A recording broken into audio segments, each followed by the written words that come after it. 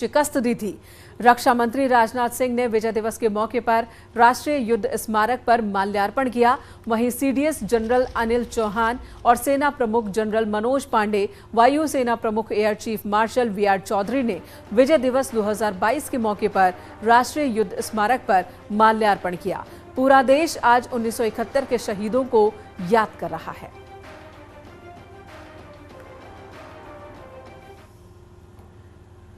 वहीं पीएम मोदी ने ट्वीट कर कहा कि विजय दिवस के मौके पर मैं उन सभी सैनिकों को नमन करता हूं जिन्होंने 1971 के युद्ध में भारत की जीत सुनिश्चित की। हमारा देश हमेशा सेनाओं का ऋणी रहेगा जो देश को सुरक्षित रखने में अहम भूमिका निभा रहे हैं।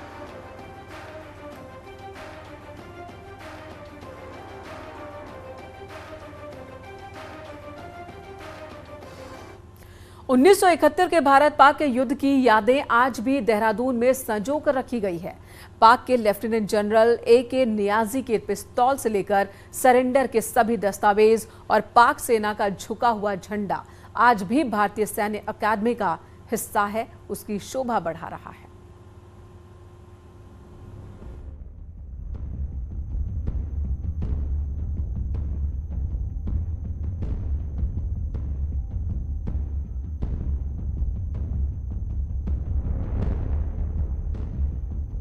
तारीख 16 दिसंबर 1971।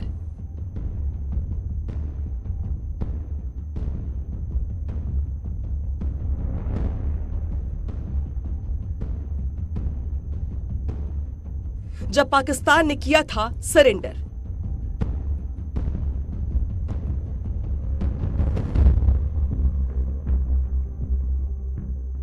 जनरल नियाजी ने रगड़ी थी नाक।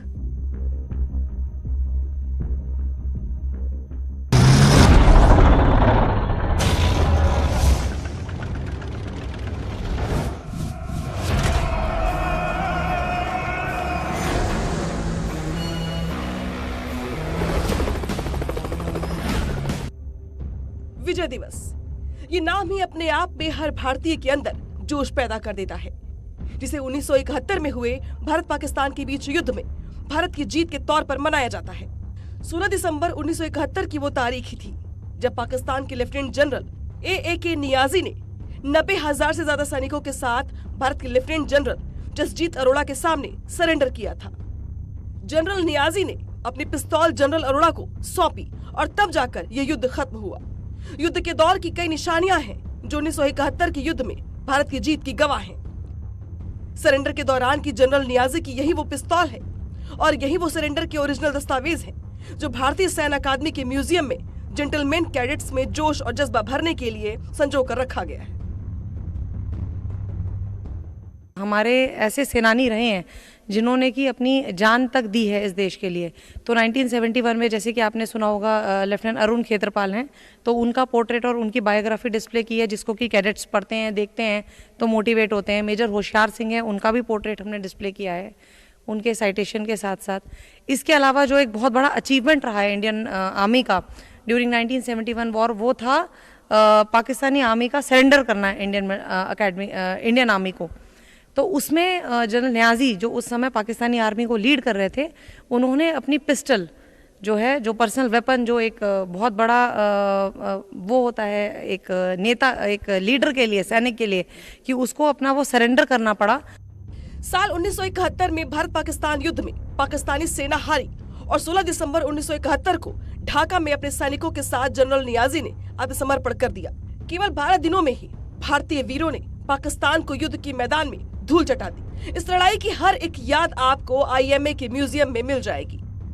IMA के रिटायर्ड ऑफिसर बताते हैं कि 1971 के युद्ध को लेकर उनके जहन में अभी भी कई यादें हैं। म्यूजियम में रखे हथियार, दस्तावेज उन्हें प्रेरित करते थे।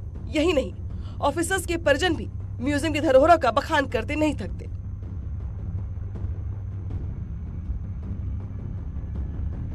एक पिस्टल्स है या कोई भी वेपन है, हर वेपन की एक बहुत बड़ी हिस्ट्री होती है।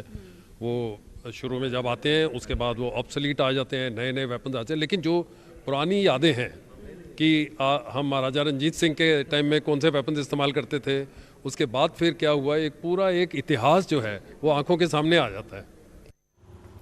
तो 3 दिसंबर को पाकिस्तान ने लड़ाई की शुरुआत की थी। 19 दिसंबर को भारत ने पाकिस्तान को घुटने टेकने पर मजबूर कर दिया था। हमारे 3000 जवानों ने शहादत दी थी, 9000 से ज्यादा जवान जख्मी हुए थे, लेकिन पाकिस्तान के 90,000 जवानों ने सरेंडर किया था। विजय दिवस इसी के लिए मनाया जाता है। छोटे से ब्रेक के लिए रुकेंगे, खबरें जारी हैं।